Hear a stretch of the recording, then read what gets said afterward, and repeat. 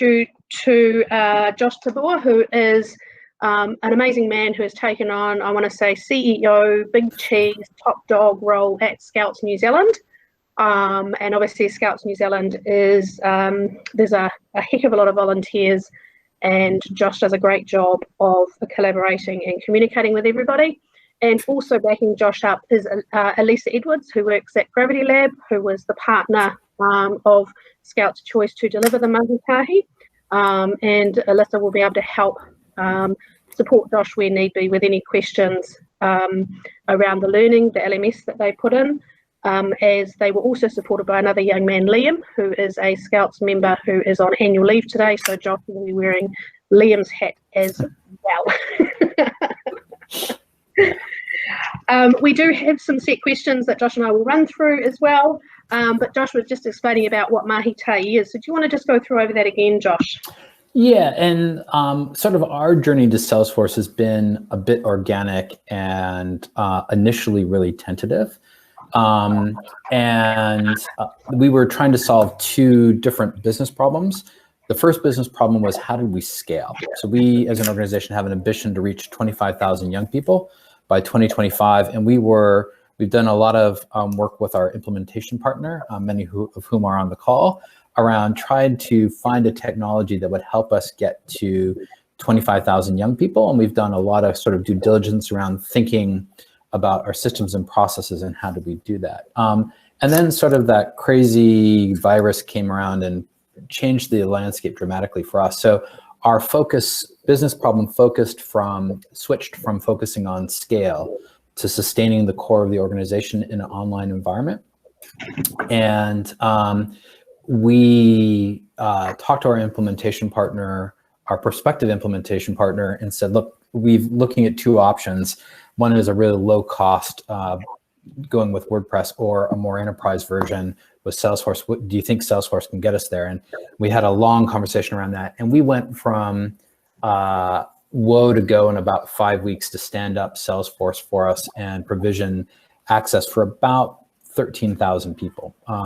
So what you're seeing here was a disaster response for COVID, and a way to create a safe platform for young people and leaders to engage in, to make sure that we could continue delivering scouting and through COVID-19. And I'll walk you through that, and we'll talk about sort of decision-making and pathway, and I'm happy to take any questions you got off that. So mahi tahi is a COVID response, but it's transforming the organization at a broader level, and will transform us over the next 6 to 8 months.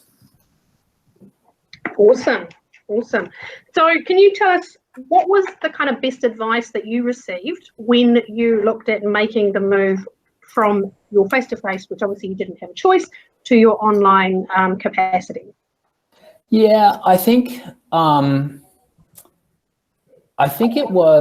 it's a phrase you hear us use a lot, right? Is never waste a good crisis, right? And every decision, if you know where you want to get to, you can use every decision to figure out how to further your direction. Working with our implementation partner, we sort of had a plan to harmonize the back end of our organization and then replace our front end. With COVID, it became, we're going to replace the front end and then we'll go get into the back end. But we were, in our conversations with Salesforce and our implementation partner, we were adamant in those initial days that we were not going to be beat by COVID-19. We weren't going to close. We were going to find a way to go online, and we were going to find the opportunity to sat in this. And it's sometimes really hard to kind of see through the ambiguity to get to a place. So it really was, as a team, how do we invert the situation here? How do we leverage this to be as forward-looking and drive change in our organization as we possibly can? So the best advice we had, or the best mantra we had, was there's an opportunity in every crisis. How do we leverage this opportunity to move us forward digitally? Nice, nice, nice. And can I tell you the second best piece of advice I have? Yep. Right. The second best piece of advice was, we had a volunteer come in and do some business mapping with us 3 years ago. And we were looking at a donor software platform, And we were in a financially hard place at the time, right? We were losing about $750,000. So we were very penny conscious. And we found one that's commercially available. You'll know it. It's Vega. It's out in the marketplace. And the team had just sort of fallen in love with Vega. And the BA said to us, look, I think your team is engineering the outcome for Vega. If I were you, I would sit and look seriously at Salesforce. And as a chief executive, that was the piece of advice that I regret the most, right? I've wasted 3 years on my implementation journey because we were penny pitching at the time, right? And sometimes those gifts of insight and wisdom arrive when you're, and you go, you're not ready for them, but that person was absolutely right about that being the technology we should be looking at. They were just 3 years too early. So I guess what I'm taking out of what you've just said, and just to paraphrase that a little bit, so what you're saying is ultimately you looked at fitting in what you needed to a pre-existing IT solution versus going, actually, what do we need? And then looking for a solution that might deliver what you need. 3 years ago, that's exactly what we did. Is we did here's the product. It fits these criteria. We'll implement that product rather than going, actually, we need to scale. We need a central source of the truth. And that was probably reflective of our digital maturity at the time. And so we're getting there, right? We're getting into that space where we're more mature, we're more sophisticated. We actually know what we want to do. We know how we need to engage our young people. We know how we need to drive this going forward. Perfect. And you talk about going and using an implementation partner. Kind of what was, a lot of smaller businesses tend to see it going with an implementation as an expensive option. So what was your reasoning, as a charity, in that going with an implementation partner versus just utilizing kind of your internal resources? We didn't have internal resources. We had no internal capability, right? And for everybody on the call, our IT system has grown organically by the interest of our volunteers. So I have somebody who's really passionate about health and safety and gone, look, here's your health and safety system, or, hey, I'm a really good web developer. I'll help you develop your database, right? So I've got a bespoke database sitting over in the corner that manages adult membership, or somebody who's really passionate goes out and sources a software as a solution for us around managing awards teams. So if you were to take as many silos as you possibly could put it in a nonprofit, we've always been cheap and we've always been cost conscious. And in part of this was we didn't want to repeat that mistake, and we needed somebody with the maturity and the wisdom to help us achieve our goals. So from our perspective, the project management rigor, the technical expertise, the product expertise made an implementation partner smart, and there was good value alignment with the one we've got, and it came with a really strong set of recommendations. So it was a really good connection in the end. So obviously Gravity Lab is the company that did your implementation. And my understanding of what Gravity Lab have in the marketplace is they are very high on not-for-profits. So I'm assuming that's kind of where you aligned very nicely. And the recommendation, in the nonprofit space, like it's that word of mouth stuff, right? So Gravity Lab had done a bunch of work and continues to do a bunch of work with a close sister agency of ours, Duke of Edinburgh's International Award Scheme. And the chief executive and I have regular catch-ups and sung the praise of the work and the engagement they've had, and was the recommendation and the reference for us connecting with Gravity Lab. So that in the nonprofit space, it's really trusting that you've worked with somebody who knows your constraints and your issues is part of our sort of, I guess, our mindset, right? Like, oh, they know the nonprofit, they know that they're coming into an organization that's trying to do 7 things, stretch 7 ways to Sunday, and we've got all sorts of issues that we've got to come over, and we're very cost conscious. So, yeah. Awesome. And, obviously you're sharing your screen here, and, your end product, looks fantastic. How once you got this up and running, kind of like, how did you look at starting to promote it and get your community to move online? I think you, from start to finish, delivered in, I want to say, 5 weeks. Yeah. So hats off to everybody. So Salesforce and Gravity Lab came to the partner, and we went from contracting to phase 1 implementation in 5 weeks. And we did a bunch of rollout with and testing with people to make sure it was safe. So we've got a free plugin off the App Store called LearnTrack, which manages our adventure space, and that's what are the learnings and activities that people can undertake. So we've got a variety of skills, camping adventure skills, and these are the ones that have assigned to me personally as chief executive. So you'll see that I've not been particularly diligent. But if I go to the overall journeys, we've got a container of pathways that young people can do. One of the key things that was key to our strategy is empowering young people to own their adventure. So we really, really wanted to give them an opportunity to pick this up and play with it in a space that was safe. So creating content for them that allowed them to get in there and use it. And the learning solution was part of it. The other one was groups. So we use Chatter to set up, I think we're sitting on something like 17 or 1800 Chatter groups to manage young people across the board.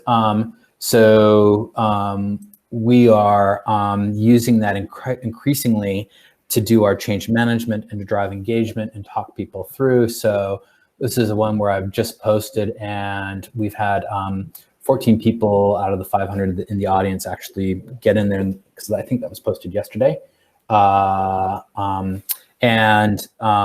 So those are the two layers, as community and connection plus content for young people. We provisioned about 8,000 accounts, and we're getting about 3,000 people using it over the course of, I'm doing this from memory, I think it's about a course of a week. Is we've got a fair degree of traffic going in there, using the social function and the learning function in there. So, and it's increasingly, we're putting more and more content in there. So relevance, critical mass, and social is what we're focusing on providing people. That's how we're getting them to use it. So we've got our next implementation, as you will, is to take all of our old content and move it into the CMS and put it in there so that people can search it, and it's got all the information they need to be able to be scouting in the palm of their hand, basically. Yeah. Which I think is going to be an awesome move. Looking forward to do that. Yeah. And how effective have you found that the online learning has been, given the fact that they've not been able to get into their Scout groups and have the face-to-face learning? I would say that that's probably not as effective as we had hoped, right? And we were looking about that, and I think that goes back to how we implemented it. So, and that's on my team, right? Just to be really clear. But when we went in here, the easiest thing that is for people to manage is the tramping skills, because that's very concrete and objective. And what we ended up doing is we ended up making them too click intensive, because we weren't sort of we weren't really familiar with how to use the technology. So we'll be looking how to do this. So this is level 1 of the adventure skills, and they get a nice little badge with it, right, for tramping. And you can see that we've got all these levels sitting in there. They've got 9 tasks they have to do, and then you've got to launch the task and get in there. And so in terms of usability, it's very it's not particularly helpful in terms of usability of how, and that's us configuring LearnTrack, but that's us learning how to use LearnTrack, right? So you go all this way to get this one little thing, to find that out, and then you go, I've done, and I've now signed off on 1.2, right? And so it's a very, that's one of the things we need to look like for how it works, right? And how to get a better usage off that. I'll stop there and we'll take the next question, right? Because no, that's okay. I'm just watching the chat that's going on as well, and just as if you're following that as well. So Daniel Howell is obviously was involved from Gravity Lab, as was Elisa, with regards to the implementation. And Dan's just called out, it may not be the long-term solution for Scouts, but it allowed the speed of scale to actually get something out there within the 5 weeks, which was kind of needed kind of now when you launched it. Yeah, and that's part of the learning, right? Like prototype fast, fail fast, learn fast, right? And we're not afraid at all to kind of go through that iterative version and kind of figure it out. My team did all the layout levels, so we did all those little detail stuff sat with us. So that's how we ended up implementing it at LearnTrack, and in reflection, we might change how that's implemented, and that may ease the implementation pathway. Feedback from the people who work through is that's not the best usability from their perspective. But again, the business case we were solving for was fast delivery of a solution that will give people access to it. Now, as we move into a longer term solution, we're rethinking about some of our requirements about how we did this. And what we're going forward and how the best way to do it, because we've learned that that's probably not the most useful way to implement it. Right? And I guess that kind of takes us into that next question, right? You know, what were the plans and growth strategy for the digital learning platform moving forward, given that we have been, you know, we're kind of yo-yoed in and out of some of these statuses for lockdowns, and given the fact the country has different levels of lockdown as well, right? Yeah, so it was really interesting. I sat with a group of leaders who can you turn off the social function, blah, blah, blah, blah, blah, blah, blah, blah. And I'm like, guys, I know that in your mindset, scouting is not about screens, right? But the business problem we're solving with Mahi Tahi is continuity during level changes, right? And then 3 weeks later, Auckland's back at level 3, right? So the reality is for us is we'll continue to keep this going on, and we'll continue to push usage into this to make sure that there is a viable child-safe space, right?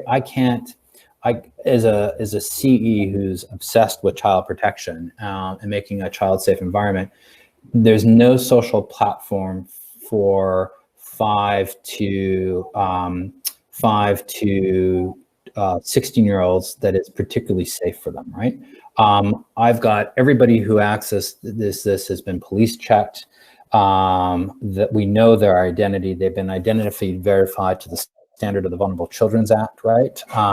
So we've done our due diligence to try and create the safest space that we can for young people. So if I go into a chatter group, I know that that's a public environment and I can't direct message a child because I can't set them up for grooming. So the solution and the implementation are highly consistent with what we value about giving young people access and maintaining child protection.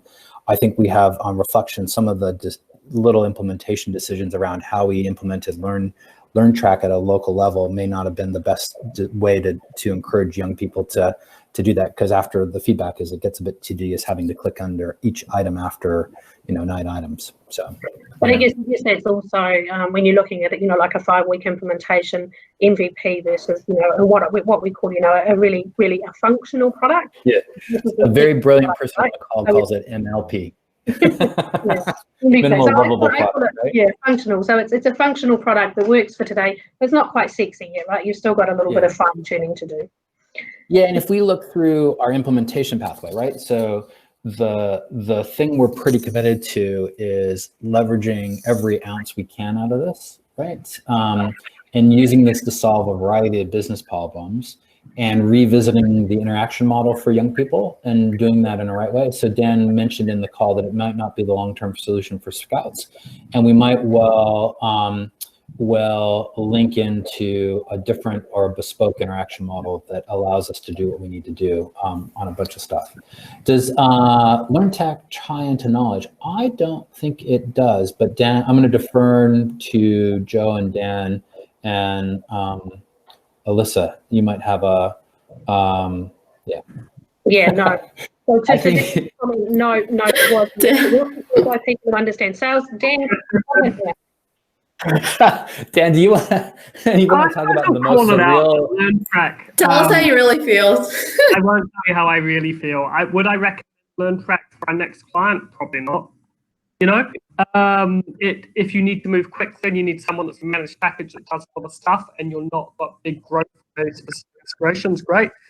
But from an architectural point of view, it was built by people who don't understand Salesforce architecture. So very, I think it's 70, 80 object model of everything together at layers. And it's just not how you build in Salesforce. So there are some issues around that. So it won't tie into knowledge or anything standard Salesforce. Yeah. So Anna, you're calling out zero use knowledge. So Scouts are about to move on to knowledge. Josh, haven't told you this yet. At the moment, they're using the CMS as well, but we're going to be looking at CMS versus knowledge and having a big conversation around that to make sure that they are having their articles available and on the community. Because this is literally just and I say just, Elisa, and I'm not taking anything away from the massive work that you put in here. It's a Salesforce community, which is the window into the soul, right? So it's the window into the LearnTrack, it's the window into it. And through that, we will be surfacing knowledge.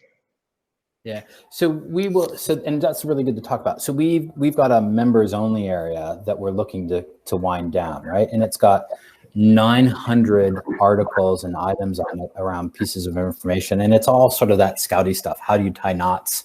How do you navigate? How do you pitch a tent? How do you sharpen an axe, right?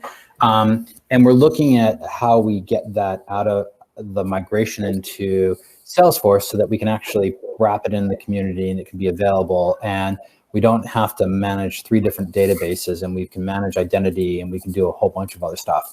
And if you go back, we're pivoting from that conversation of how we sustain the organization to now back to how do we scale and how do we remove redundancies and how do we line ourselves up for future growth. And so it's actually it's a really exciting space to be, because we're sitting here talking about, well, you know, let's get knowledge online. Let's start looking at the nonprofit success stack and how we use that to track giving. How do we actually get into lead generation?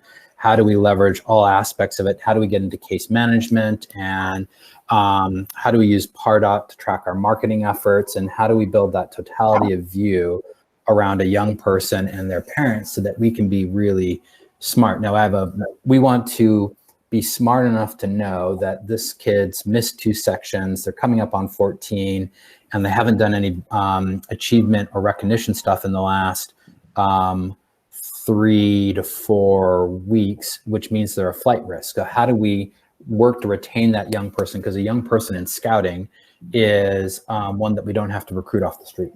After all this, what would you say the most valuable lesson has been that you learned throughout this process?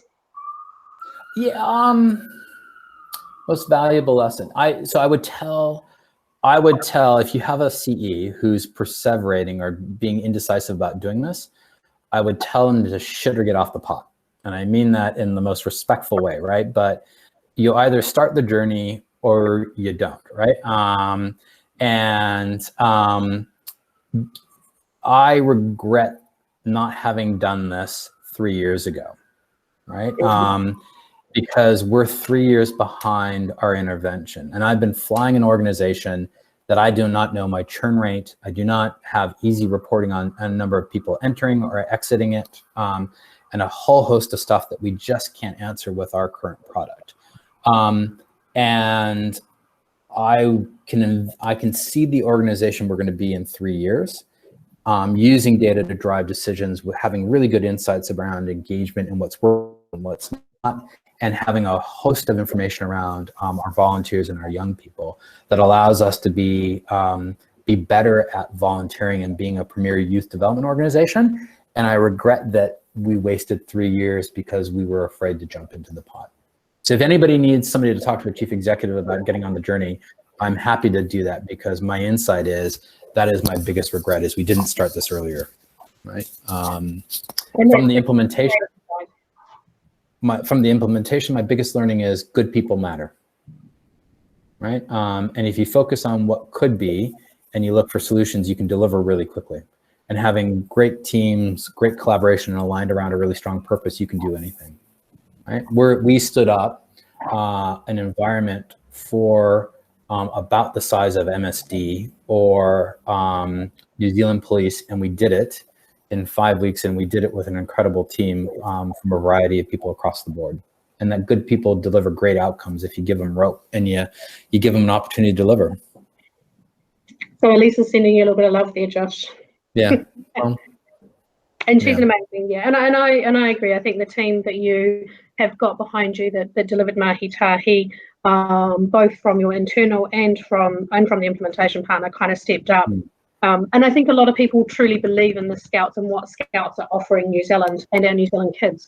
And I think that in itself is a strong story for people wanting to stand up and deliver strong for Scouts as well. So I guess maybe you've already answered this one. Because you needed speed to market, what would your best tip be about that? Be relentless, be ruthless, right? Having worked, so by way of background, I did a bunch of work on the police implementation of their SAP implementation.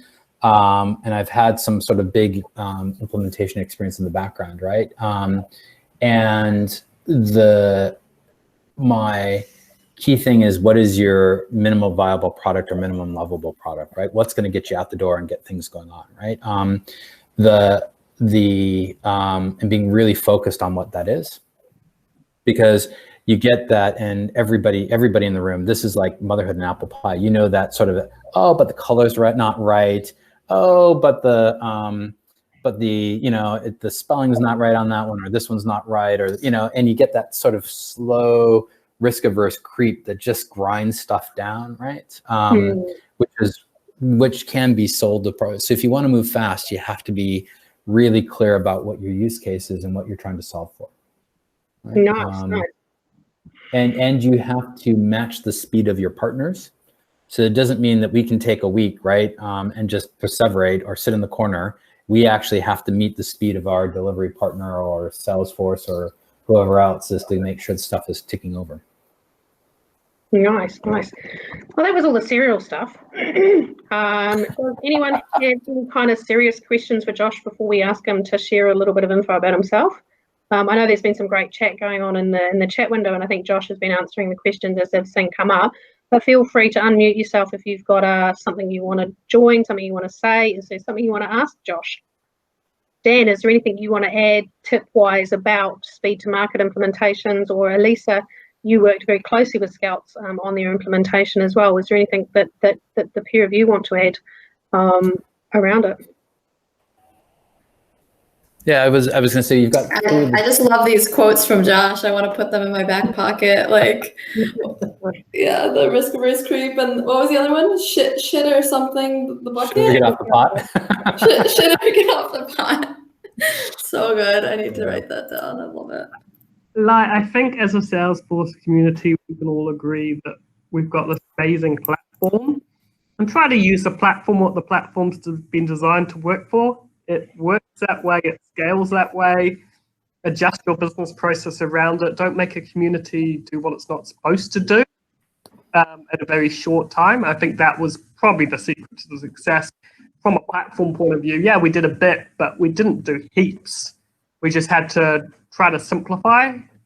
It was really good having the time pressure, because we would have really liked to simplify and reprocess and rearrange, architect a bunch of the way Scouts work, which is complex, very complex around the user structures. I knew it was complex, but it blew my mind. But we got pushed and they said, get this done by this date. So we got it done by that date. And also coming back to the minimal lovable product is a really nice term that I've heard a few times. And it's not about MVP. People talk about it all the time. It doesn't work. It works sometimes, but if people are going to interact with a product, it's got to be decent. You've got one chance to get people on board, and if you put a sticky to ugly thing in front of them, you've blown that chance. See, it sounds good, but you've got to be really realistic how much time you have. So make sure it looks good. I think Josh and his team did an amazing job of communicating, keep everybody in the loop. mass training sessions to keep everybody in the loop. I think that was a real success, right, Josh? And you and Josh, and I take my hat up to him, had that relentless push towards an outcome, and he knew not everybody would come on the journey with him. You know, so he knew when to push back and say, well, in a very nice way, we're doing this anyway, you know? And you don't use that card lightly, right? You use that card in very sparing moments, right? But sometimes you have to do that. Richard, I just want to talk to the question about have we found creating and publishing learning content? So as a CE, I'm probably a little bit too hands-on. So Dan can tell you a story about me going into the bowels of Salesforce and clicking a button and creating problems, right? Like inadvertently. So yeah, probably take away the privileges from a CE who's technically inclined and likes to go explore, right? But I did set up, as part of the learning experience, was set up a bunch of learning elements for our young people. And Dan is right when he says they don't, the LearnTrack probably doesn't understand how to best leverage the architecture in Salesforce. My experience is it's a very tedious process. And they've done a lot of work in the last iterations to sort of improve that engagement around using it. But to create a instructor-led event is a pretty tedious and labor-intensive process, and there's not a way to clone or to duplicate it. And so it's that process of maintaining your catalog in your library and keeping your elements up to date it will be a bit of investment. Now, I think they've just released a release that's got an update to it, so it'd be interesting to see what changes they've got and how you upload and create your learning content. But it is, I've never met an organization, as if Liam was here, his comment to me was he's never met an organization that hated their primary product as much as the guys at LearnTrack hated their LMS, which is kind of a surreal thing because it's where they get most of their lead-ins in it. It was a really sort of, interesting. Yeah. It was the funniest sales call of my life. It was the most surreal sales call of our life, right? I couldn't watch Josh be cut off in a call so many times by the sales guy. He just goes through everything. And this product that did everything, you needed to buy the paid thing. Yeah, his ego was so big it didn't fit in the call, right? It was like, and he was in Los Angeles. I think tells you everything you needed to know. Sorry, Dan. Wow. So Richard, if you're going down with LearnTrack, have you got anything else you wanted to ask Josh? Look, I'm happy to do an introduction. If you guys want to catch up offline, I'm sure Josh would be more than happy to connect with regards to any kind of lessons. The other thing there as well, just a button, is the Zero team who did it. Zero LearnTrack, again, I'll speak out of term there, because they've rebuilt the whole front end. They've fixed it to a level that LearnTrack don't understand it, and they're very confident that they understand LearnTrack more than LearnTrack do. Very confident. So they were useful for us and some help. When did they implement it? It must have been a couple of years ago at least. Oh, cool. I don't know. One of my other observations, and this is not from the tech hat, but as a CE change enabling hat, right? Capability begets capability. So what Salesforce and Gravity Lab has built for us is a way to begin to progressively drive change in the organization across, and to be really relentless to use that as a tool to drive changes. So we've got 300 groups across the country. Our engagement model with them is really hard. It used to be face-to-face. Using LearnTrack, we now register individual learning events. People register in, and we can actually know how many people are attending. We had a model to change model that was very face-to-face and highly susceptible to disruption around COVID-19. So this next quarter, we're going to take our change implementation workshop around introducing our new curriculum and break it in and put it into learning modules in LearnTrack so young people can use it. And those are all capabilities that we now have that we didn't have 6 or 8 weeks ago.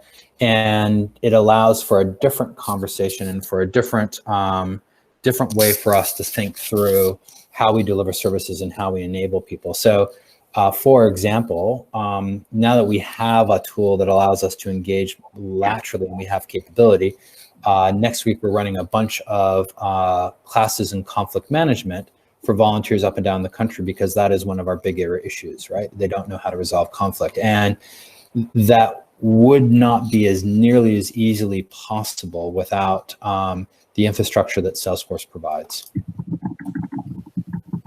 Nice. Any more serial questions? All right, Josh, we're going to ask you a couple of little ones. Are you a cat or a dog person? I am both, but my dog is in the office today. Her name is Lulu, the Speed Racer dog, and she is an 11-year-old Labrador, and she takes her responsibility as a welcoming dog very seriously, and she's our welfare officer. So she goes around and makes sure that everybody is okay. Her superpower is the ability to beg. So she is the dining partner for everybody in the office when they have their lunch. This is very good. But I'm both I'm a cat and dog person. I've had cats before too. But that's a good superpower to have, right? Because nobody ever has lunch alone then. Yeah, no, Lulu is always there for their lunch, right? Her mantra is you never eat alone. Nice. We like that mantra. We like that mantra. And what is a little fun fact about yourself that you're willing to share? And the more obscure, the better. The more obscure, the better. Let's see. I once got caught in a 1 in 100 year flash flood in Petra, Jordan.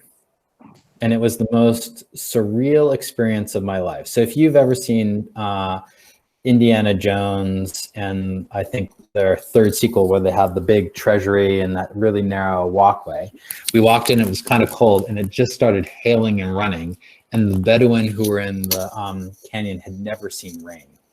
And the water got so high that we actually had to cross the safety boundaries that kept you out of the treasury and those big stone monuments and take shelter in there because it was coming up so quickly. So it was the most unique experience I've ever had. It was a pretty cool place. And then by the afternoon, they had bulldozer crews in to fix the trenches that had been scoured, and we were evacuated by the Jordanian military. It was a pretty phenomenal experience. So, yeah. Wow, that's incredible. Yeah, that's incredible. So you can actually say that you legally crossed security boundaries and touched some history that potentially nobody else has been able to touch. In a long time, yeah.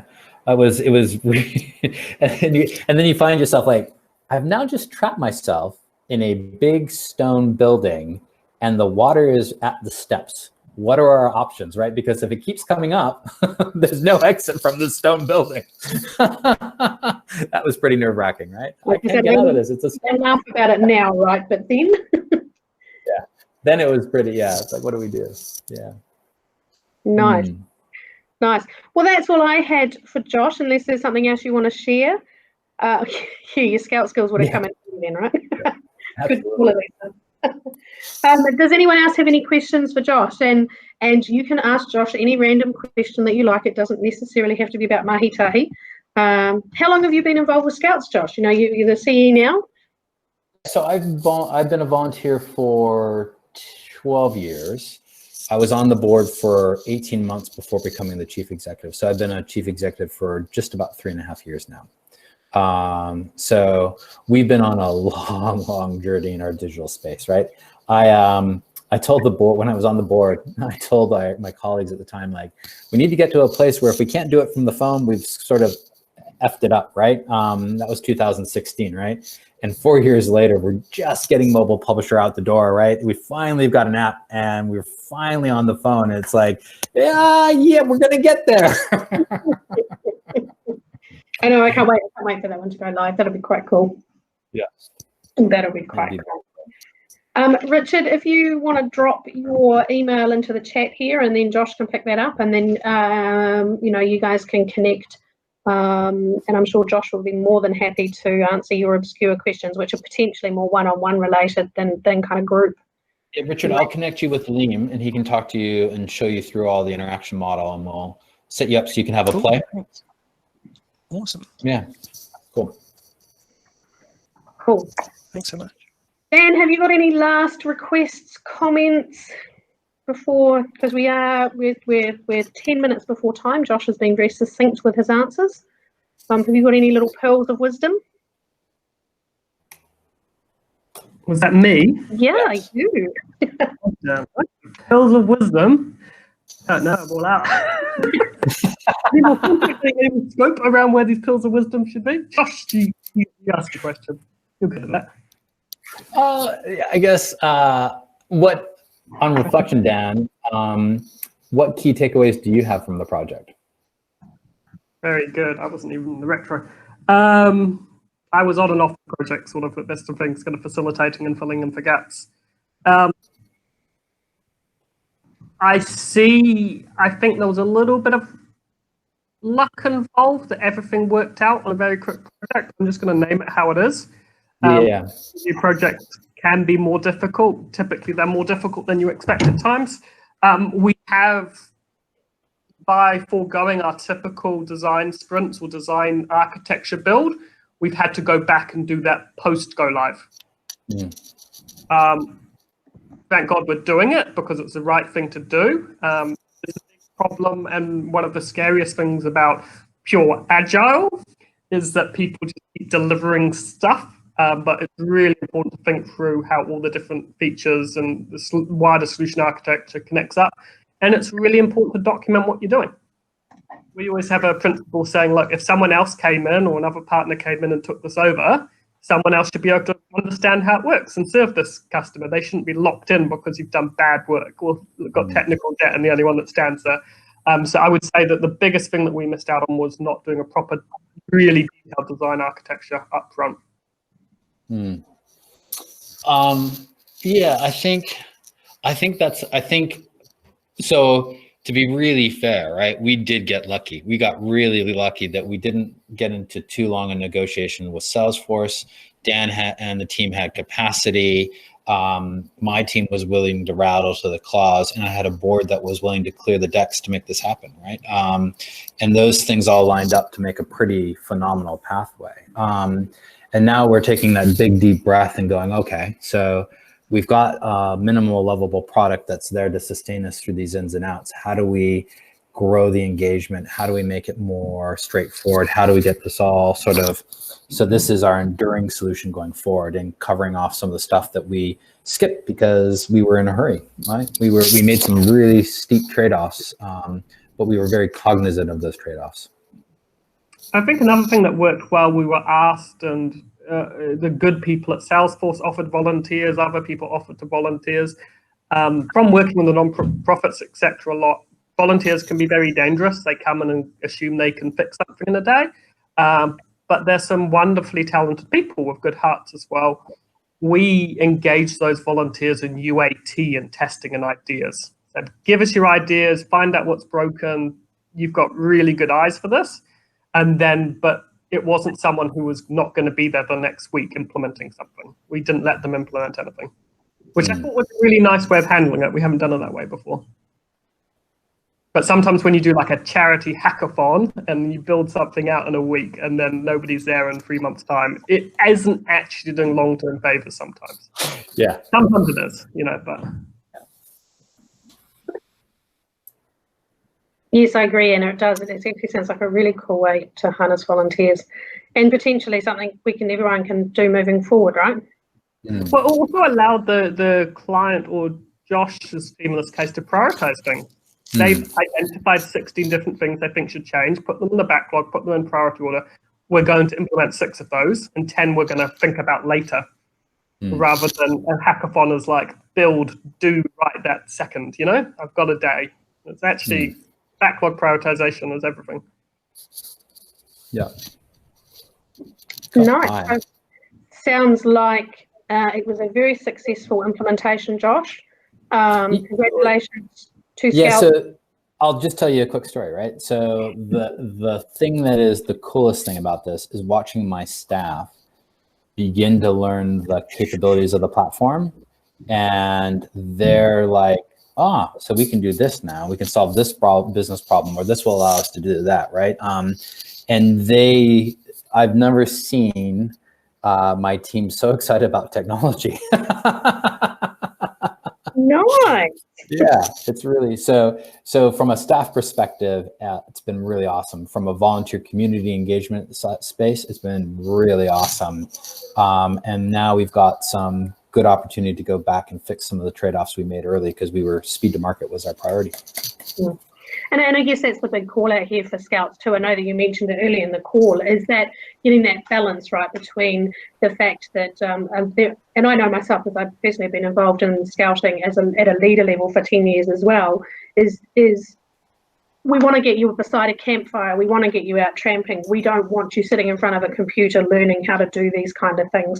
And it's getting that fine balance to say, where should we and how should we, so that you don't lose any of that valuable learning, no matter what is going on in the world around COVID outs and yo-yos. Yeah, and doing something, so in our case, doing something was better than doing nothing, and doing something to 80% was better than doing nothing to 0%, right? And we needed a way to sustain our community-based scouting just for that case, Joe, right? Like if we didn't have a way to sustain that connection and do it in a child-safe manner, we weren't going to be in the ball game to be irrelevant as a national organization to our volunteers. Yeah, absolutely. Cool. Right, we're 4 minutes left. We can either give you 4 minutes back in your day, because that's enough to make a decent cup of tea, because you need to, tea bag for 3 minutes apparently is the length of time to make a decent cup of tea. A useless fact for the day. Unless anyone has got a question for Josh. A licorice tea. I tried it for the first time on Saturday, and I was blown away because I've never liked licorice, and it was incredible. Highly recommend. All right, I'm gonna throw one out for if you haven't tried Kawa Fire tea, that's the other one to try. It's a New Zealand native tea.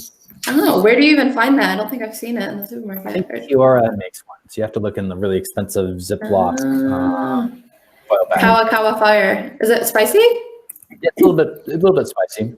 You have to like earthy. You have to like earthy tree like earthy crunchy. Teas, right? I'm pretty earthy crunchy. I think I might like that. Awesome. Nice. So Richard and Josh, I've sent you an email where I've CC'd you both in it, so you can connect up with each other after this. Again, feel free, anybody, you can reach out to me via the user group, reach out via LinkedIn. If there's anything that's come out of this that you want to follow up, then please do reach out. I have recorded this session, so I will share that once I get more succinct with the recording and the sharing of these particular videos. You need to cut out that confidential part. Okay, so Elisa's going to help me get this sorted out before we can share this. Thank you, Elisa, for volunteering. It might be just for us. We'll see. Or it might be the fact that unfortunately we just need to hold this back until Josh does the bits that he needs to do. I think you should cut it out using bleeps, so it sounds like he's swearing. Awesome. Josh, and then even that's confidential, so everybody wants to know what it says. Yeah, except when you get someone who can lip read, right? Yeah. Josh, I really want to take the chance to say thank you very much for giving your time today. I really enjoyed hearing you speak at the Salesforce Live, and so it was really cool to be able to follow this up with some more in-depth and sharing information from that session as well. So thank you very, very much for your time. Dan and Elisa, thank you for supporting Josh so that we could get kind of a good overview. And that's it from me. Licorice tea and Kawa Fire tea. Recommendations. Yeah, I'm excited to try the Kawa Fire. Thanks, Josh. Thanks, Joe. See you, everyone. Bye. Have a good night.